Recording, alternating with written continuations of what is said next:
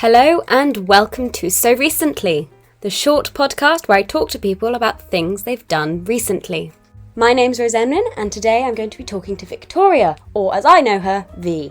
She is my dad's goddaughter, but now I will let her introduce herself. Victoria. Hi, I'm Victoria. I'm a GP and as Rosie says, I'm also her dad's goddaughter, so I've known her for many years. Yeah, I've even been to, I was one of the bridesmaids at your wedding. You were? Which I have some very, very cute photos of little baby me in a white dress next to Victoria, looking very grown up. But you're a GP and you've been a GP during COVID, which isn't the most fun thing I imagine. What's it been like? It's been very different. So COVID's introduced a whole new set of challenges for us. Not just in terms of dealing with a disease that we'd never seen, we didn't know anything about, and we didn't have a specific treatment for, which I think most doctors found quite unnerving because that's not what we're used to and it's not what we've been trained for to some extent. But also just in terms of the challenges of delivering healthcare from a social distance. It's been interesting and difficult and challenging and rewarding, probably all in equal measure. I can imagine it has been quite challenging in that sense. What do you think COVID has brought the most challenging in terms of dealing with patients social distancing wise? I think it's been really interesting actually I've been sort of in and around the NHS for 20 odd years now, and always it's been about progressing it, becoming more digital, and all the constraints and concerns about doing things in a more digital way, I guess. So for many years, particularly in general practice, we've talked about remote consultations and doing more things over the telephone and via video consultation and things. And suddenly all of those barriers that had been sort of thought about and considered had to be removed, and they had to be removed very quickly. And the change, often I think the NHS can be seen as a huge lumbering organisation that isn't particularly adaptable and isn't very flexible in the way that we approach things.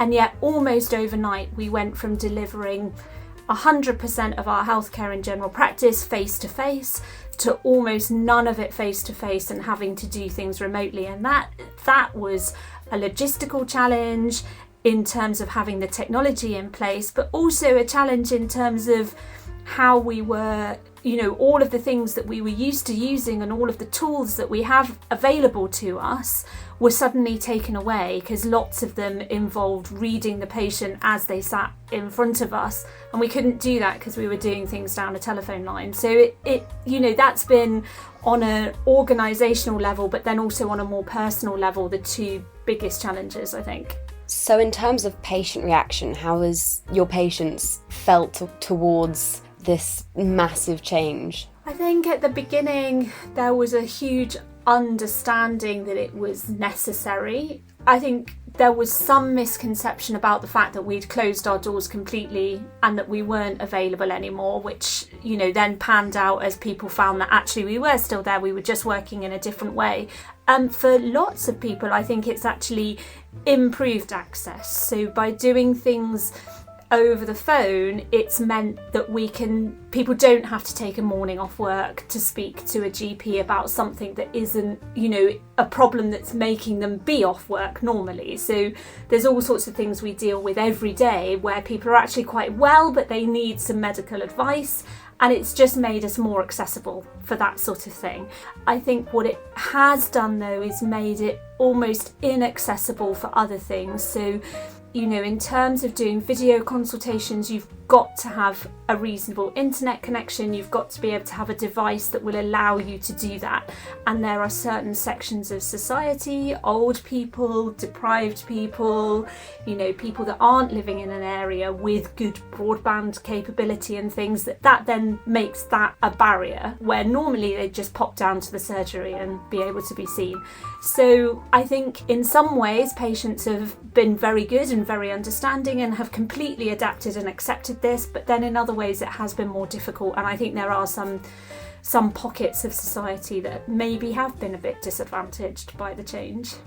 Well, as a young person, I personally haven't seen that much of a problem, but that's because I haven't been to the GP as much as I probably would have if I was elderly or in other ways incapacitated. Yeah, and I think that that's a good point as well, because you do have the means and you do have the resources, and you know, you're internet aware and things that you could access the GP if you wanted to, but also as a young person, the sorts of things you may need to speak to a GP about are very amenable to doing it online, over the phone, via a video consultation. For someone older who's maybe got mobility issues, maybe memory problems, a more complex health needs, then that's more difficult. It's also more difficult for people who don't speak English as a first language, and you know, all of those considerations, and I think only time will tell how much their overall health has been impacted by this.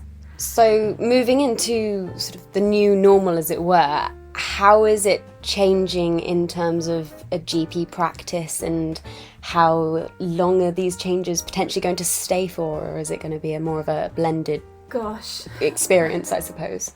I think that's a really difficult question, and it comes down to the fact that the way general practice works within the NHS. So hospitals are all run reasonably centrally and they all provide a similar level of service, but actually each individual general practice is effectively a private company, and so what works for one general practice doesn't necessarily work for the other general practice. I suspect that the majority of practices will see the advantages of doing things by phone, by video consultation, by e-consultation, and I suspect that what will happen in the majority of places is that going forward there will be a more blended approach where we do revert back to doing more face-to-face stuff and traditional style consulting, but that there will be the options and the added tools of doing telephone work, video work, email work as well. And I think that that's good and it's healthy, and I think it will help general practice evolve and become more robust and sustainable for the future and the future challenges that it's gonna have to meet the needs of the population going forward. Moving into the digital age that we are moving into as we currently are. So. Absolutely. I think it's just important to still be able to offer that very personal face-to-face service, because that is what general practice is about, and that's where our strength lies, particularly with those more vulnerable sections of society that we've spoken about. Well, and being a mum of 4 yourself, how have you managed to, it's the obvious question, but how have you managed to sort of juggle that, if indeed you have juggled it, or if you have left it to your husband or not? I'm very lucky. My husband's not a medic, and so that takes a lot of pressure. We're not trying to juggle two rotas, two sort of demanding careers in terms of hours. He's been working from home throughout the pandemic, and so has provided a lot of the childcare needs that we've had. It's difficult, it's not easy. Certainly when I was at school, I had a very feminist head teacher who led us all to believe that we could have it all. We could have these bright, glittering careers, and we could have a family, and we could have children, and we'd all find it an absolute walk in the park and very easy. And it's not easy, but you can do it. You need the right support around you, and you need to just be a bit bloody minded and head down and get on with it, really, I think. Less drinking in the park and more studying in the library, sort of thing. No comment. I said it, not you, it's fine. Yeah, but you know, there's rewards on both sides, and I think having a family to come home to at the end of a stressful day at the surgery is the best form of relaxation there is in many ways, because they make you see the lighter side of life. That's really lovely. Despite the lighter side of life, how have you done homeschool with 4 youngish boys? Your face says not very easily. It was a challenge.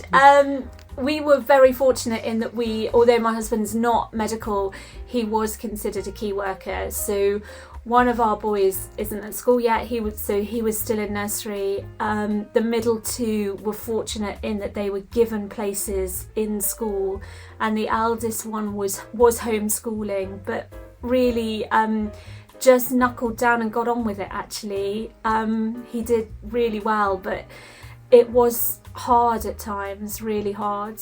But I think we were very lucky that we probably had it a lot easier than an awful lot of other people out there.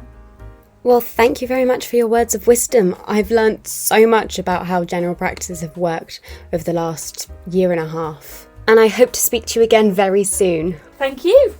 This has been So Recently with me, Rosenwyn, and my guest, Victoria, who recently was a GP during a pandemic.